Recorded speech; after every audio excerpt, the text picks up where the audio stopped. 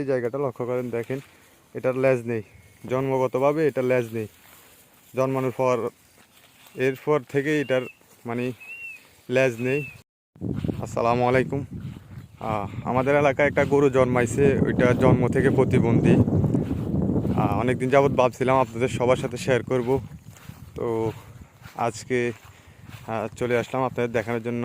এই সে গরু বাচ্চা, এই বাচ্চাটা জন্ম থেকে প্রতিবন্ধী। দেখেন প্রথমে এটার লেজ নেই, আর ওটা জন্ম হওয়ার পরে অনেক ধরনের সমস্যা ছিল। তবে গরুটা ষাঁড় গরুর বাচ্চা আর কি, ষাঁড় গরুর বাচ্চা। এটা জন্ম থেকে অনেক সমস্যা ছিল, চোখে দেখতো না, হাঁটতে পারতো না, এবং এটার লেজ নেই।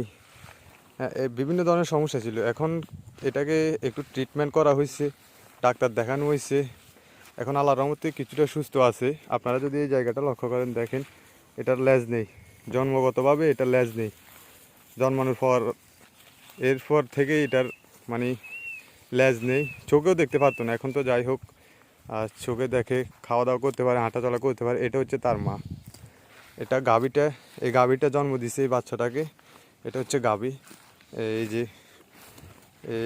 যে গাভীটা, আর এটা হচ্ছে যাই বাচ্চাটা। এখন এটা চোখে কিছুটা সমস্যা আছে, ওই যে যদি দেখেন, আপনাদেরকে আমি দেখাই।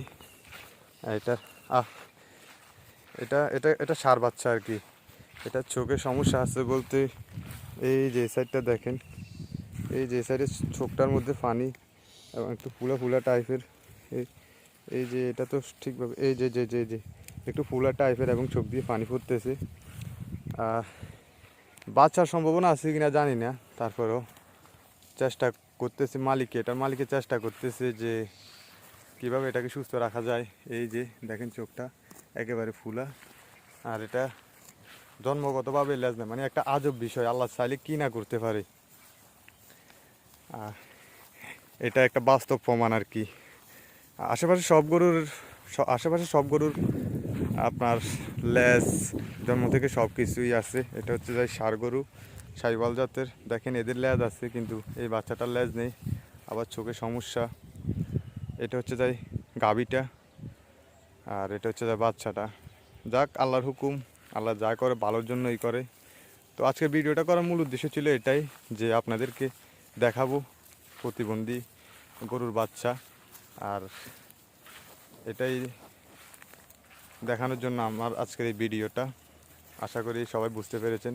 তবে বাচ্চাটাকে নিয়ে চিকিৎসা চলতেছে এখনও, কিন্তু এটা বাঁচবে কি না সেটার গ্যারান্টি নেই। এটার যদি লক্ষ্য করেন, এটার পুরো শরীরে মানে দাগ পড়ে গেছে, পুরো শরীরের খালগুলোর মধ্যে থেকে লোমগুলো উঠে যাইতেছে, ঝরে যাইতেছে।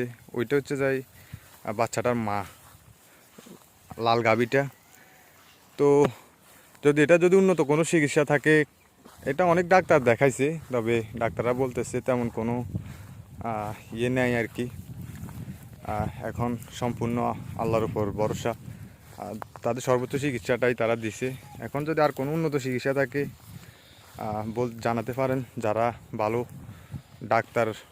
ডাক্তারের পরামর্শ রাখেন, ভালো ডাক্তারের খোঁজখবর রাখেন, যারা গরু পালন করেন, তারা অবশ্যই ভালো ডাক্তারের ঠিকানা জানেন। যদি কেউ জেনে থাকেন তাহলে একটু সাহায্য করবেন। ধন্যবাদ সবাইকে।